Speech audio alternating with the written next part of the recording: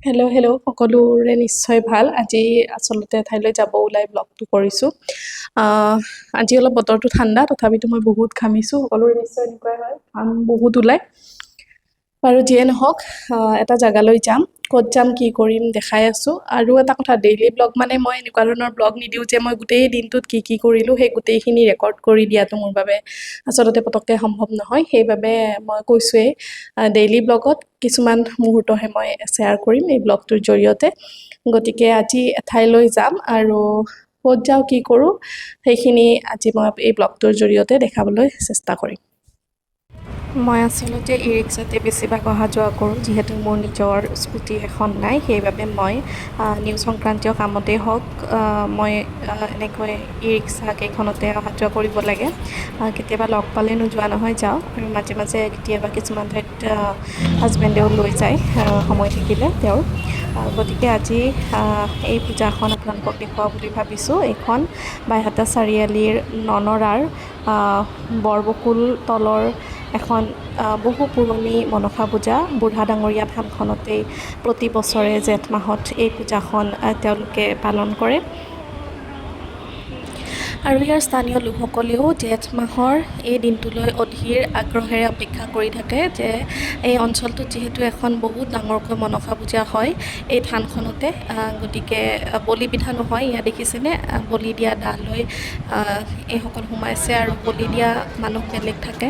মই আচলতে কি বুলি কয় মই ভালকৈ নাজানো। আৰু বহুত মানুহ হয়, বহুত দূৰ দূৰণিৰ পৰা আহে।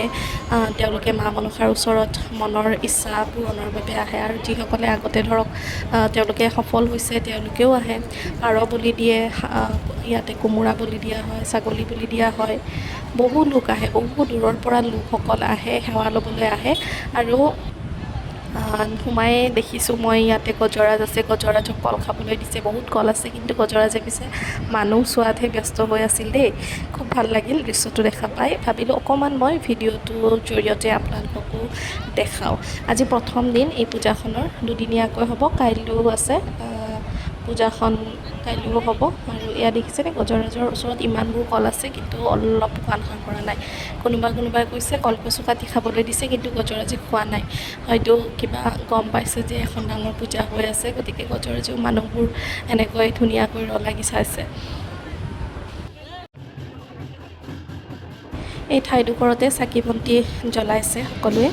ধূপ ধূনা চাকি এই ঠাইখিনিতে জ্বলাবলৈ দিয়া হৈছে। এইটো মূল মন্দিৰটোত সেৱা লৈছে সকলোৱে নিজৰ মংগল কামনাৰ বাবে।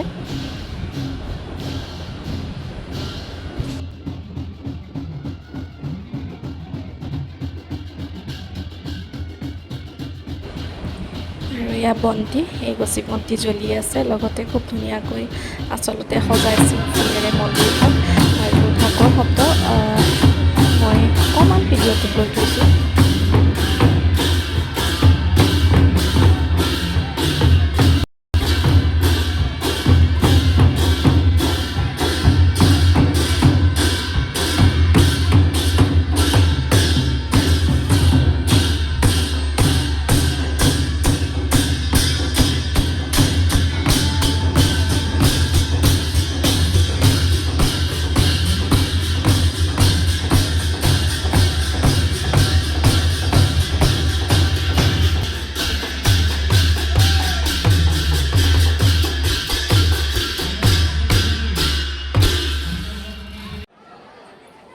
এয়া হৈছে পূজাৰ বলি দিয়া ঠাই। ইয়াতে বলি দিয়ে, কোমোৰা, ছাগলী, পাৰ এইবোৰ এনেকৈ ইয়াতে লৈ আনি বলি দিয়ে। তেওঁলোকে ইয়াতে বলি দিয়া হয়।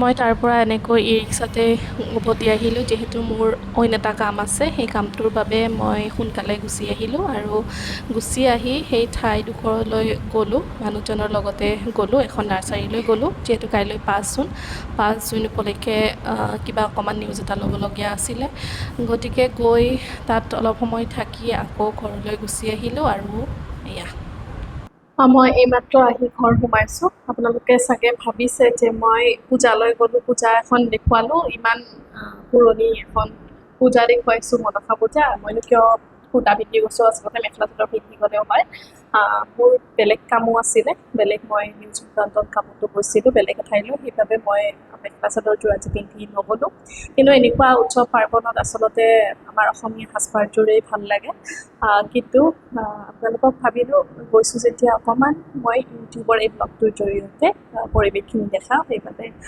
দেখুৱালোঁ বাহিৰত বহুত গৰম সেইবাবে লৈছোঁ মেংগ' জুচ অকণমান আৰু আজিৰ ব্লগটো ইমানেই কাইলৈ আকৌ এটা নতুন ব্লগৰ সৈতে আপোনালোকক লগ পাম